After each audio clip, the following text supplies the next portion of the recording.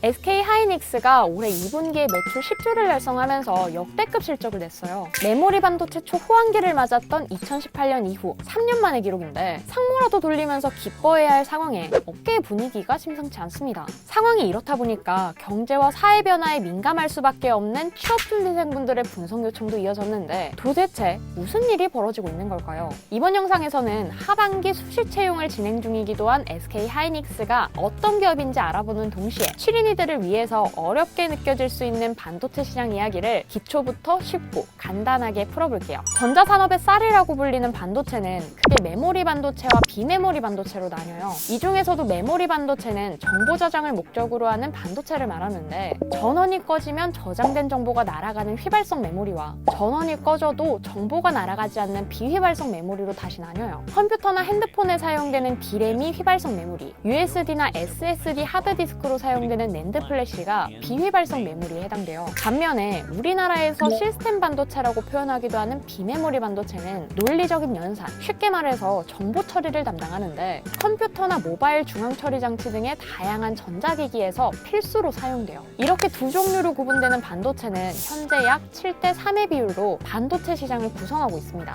동시에 메모리 반도체는 상대적으로 진입 장벽이 낮은 대신 경쟁이 치열하다는 특징을, 비메모리 반도체는 고도의 기술력이 필요한 만큼 장벽이 굉장히 높다는 특징을 가지고 있어요. 하지만 비메모리 반도체의 경우 인공지능이나 자율주행 같은 4차 산업의 핵심 부품으로 꼽히기 때문에 성장과 수요 증가가 계속 이어질 것으로 기대되고 있는 분야이기도 합니다. 한편 반도체는 일반적으로 설계와 생산, 조립, 검사, 유통 과정을 거치면서 만들어지는데 특히 설계와 생산 업무를 수행하는 기업에는 대표적으로 팹리스와 파운드리, 그리고 IDM이 있어요. 먼저 팹리스는 이름 그대로 생산 설비를 갖추지 않고 오직 반도체 설계만 전문적으로 하는 기업을 말하는데 생산 라인을 만들기 위해서는 엄청난 비용과 고도의 기술이 필요해요. 그래서 팹리스 기업들은 자신과 반대로 설계를 하진 않지만 설비는 갖춘 파운드리 기업에 생산을 맡겨요. 그리고 이 외에 반도체 생산에 필요한 모든 단계를 직접 수행하는 기업을 IDM, 즉 종합 반도체 기업이라고 하는데 팹리스와 파운드리 기업이 수행하는 단계뿐 아니라 조립과 검사, 유통 단계까지의 모든 생산 공정을 갖추고 있어요. 이번 영상의 주인공인 SK 하이닉스가 바로 이 IDM에 해당되는데 삼성전자와 함께 대한민국을 대표하는 반도체 기업이에요. 앞에서 잠깐 설명했던 반도체 두 종류 중 비메모리 반도체 부문에서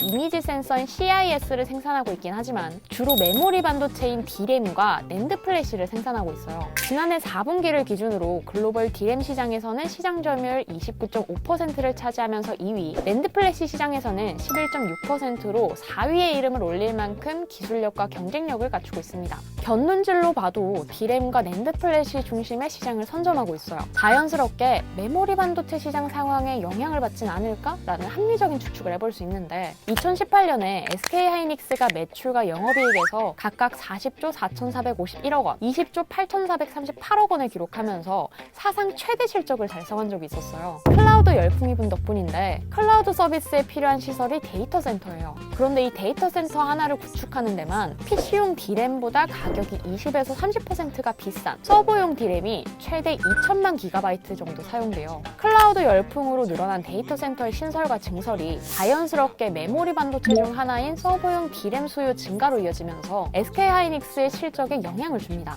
물론 좋았던 분위기가 다음 해까지 이어지진 않았는데 매출과 영업이익이 모두 줄어요. 심지어 영업이익은 2018년의 절반에도 미치지 못합니다. 미중 무역 분쟁을 비롯한 글로벌 무역 갈등이 발생하면서 세계 경제의 불확실성이 커지는 동시에 공급 과잉 등의 문제가 연달아 발생하면서 D램 가격이 하락했거든요. 글로벌 반도체 시장 규모가 1년 만에 12% 가까이 줄고 메모리 반도체 시장은 31.5%나 쪼그라들었어요. 당연한 이야기지만 메모리 전문 기업인 SK 하이닉스는 D램 매출과 낸드 플래시 매출이 37%와 31%씩 줄어들면서 타격을 그대로 입습니다. 그리고 이런 메모리 시장의 부진은 지난해라고 다르지 않았는데 다행히 코로나19로 언택트 문화가 확산한 덕분에 D램과 낸드 플래시 같은 주력 제품의 판매가 확대됐어요. 1년 전과 비교했을 때 매출은 18.2%, 영업이익은 84.3%가 다시 증가합니다. SK 하이닉스가 지난 3년을 어떻게 보냈는지 간단하게 살펴봤던 만큼 올해는 어떨지 역시 살펴봐야 될 텐데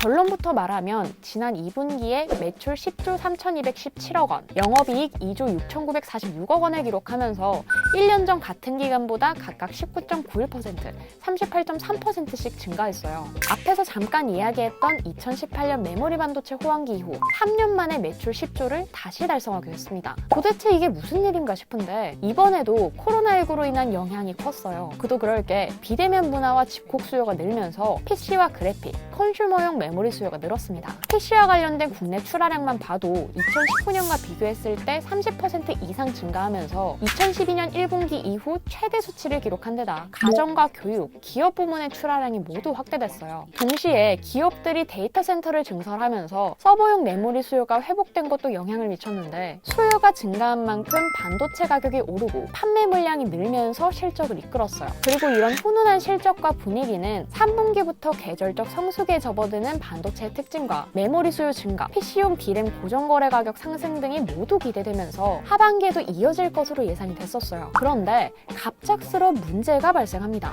PC용 D램 고정거래 가격의 상승세가 4분기에 끝날 것으로 보이면서 우려의 목소리가 나오기 시작해요. 그도 그럴 게 백신 접종으로 규제 완화가 이뤄지는 동시에 제조사들이 D램 재고를 충분히 확보 중인 상태라고 전해지면서 코로나19로 증가했던 PC 수요가 감소할 가능성이 고개를 들었거든요. 실제로 세계 노트북 생산의 70%를 차지하는 대만 ODM 업체들의 7월 출하량이 1,550만 대를 기록하면서 6월보다 5% 줄고 4월에서 6월 사이 발생했던 매출도 1년 전 같은 기간과 비교해서 모두 감소세를 보였어요. 동시에 D램의 현물 가격이 지속적으로 감소하면서 불안에 힘을 실었는데 현물 가격은 쉽게 말하면 소매 시장에서 작은 규모로 이뤄지는 소매 가격을 말해요. 시장 수요에 민감하기 때문에 반도체 업황과 기업 실적의 선행 지표로 사용되는 동시에 일반적으로 고정거래 가격보다 높게 형성되는 특징을 가지고 있어요. D램의 90%는 고정 가격으로, 10%는 현물 가격으로 거래되기는 하지만 현물 가격의 상태를 고정 가격이 반영하는 순서로 진행되는 만큼 고정 가격 하락의 예고편이 아니냐는 이야기가 나오고 있습니다. 물론 한편에는 반대 시각도 존재해요. 현물 가격만으로 반도체 시장 상황 전체를 예측하는 것은 어려운 일인데다 업계에서 하반기는 물론 내년까지의 주요 계약들이 이미 끝났거나 진행됐을 만큼 실제 분위기는 예측과 다르다고 밝혔거든요. 세계 반도체 무역 통계 기구인 WSTS에서도 특히 메모리 반도체 시장의 성장이 계속되면서 올해 전 세계 메모리 반도체 매출은 지난해보다 37.1% 늘어날 것으로 보는 동시에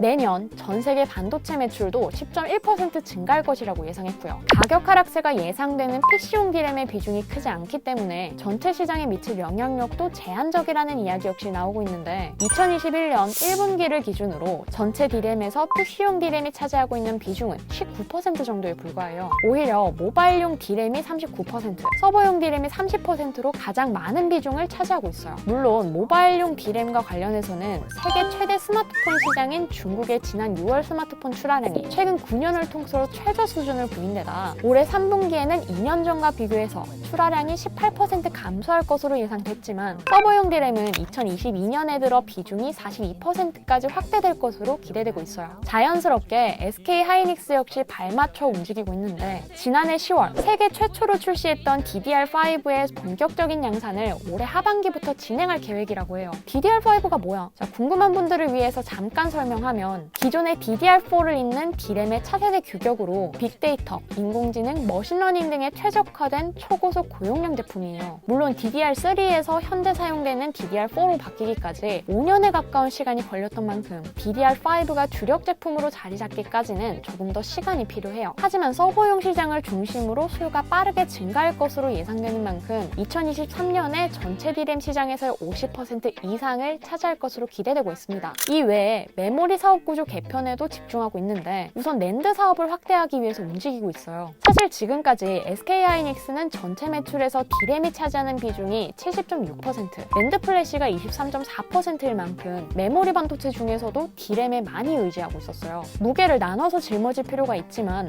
2018년 4분기부터 올해 2분기까지 연속 적자를 기록 중이라고 예상될 만큼 낸드 플래시는 미운 오리 새끼이자 아픈 손가락이었죠. 그래서 기업의 성장을 더 끌어올리기 위한 특단의 조치로 국내 기업 역사상 최대 금액을 투자해서 인텔의 낸드 사업을 인수하기로 합니다. 진행 과정이 성공적으로 마무리되면 시장 점유율이 20%대로 올라가면서 D램 시장에서 마찬가지로 삼성에 이어 2위에 이름을 올리게 된다고요. 아직 관련국 심사 중에서도 마지막으로 중국의 승인이 남은 상태지만 SK 하이닉스가 낸드 사업에서 180도 다른 모습을 보여줄 수 있을지 기대를 모으고 있어요. 자, 그리고 이런 낸드 사업 확대에 이어서 비메모리 사업을 확대하기 위한 노력 역시 기울이고 있는데 앞에서도 계속 이야기했지만 국내 기업들은 D램과 낸드 플래시 중심의 메모리 반도체 시장을 장악하고 있어요. 반대로 말하면 팹리스와 파운드리 위주의 비메모리 반도체 시장에서의 영향력은 크지 않다는 뜻인데 파운드리 부분만 해도 시장의 규모가 지난해 681억 달러에서 2024년 944억 달러로 꾸준히 성장을 이어갈 예정이거든요. 그런 만큼 SK 하이닉스는 비메모리 반도체 시장에서도 경쟁력을 만들기 위해서 국내 설비 증설이나 인수합병을 통해 8인치 파운드리 사업을 확대해 나갈 계획이라고 해요. 자, 이번 영상에서는 세 자릿수 규모로 수시 채용을 진행하고 있는 SK 하이닉스에 대해 알아보는 동시에 반도체 산업에 관련한 이야기를 취린이들을 위해서 쉽고 간단하게 정리해봤습니다. 다양한 의견을 바탕으로 점쳐지고 있는 반도체 업계의 미래, 여러분들은 어떻게 생각하시나요? 취준생을 위한 기업 분석 리포트, 이번 이야기는 여기까지입니다. 궁금한 기업, 알고 싶은 산업이 있다면 댓글에 남겨주세요. 짧고 쉽게 알려드릴게요.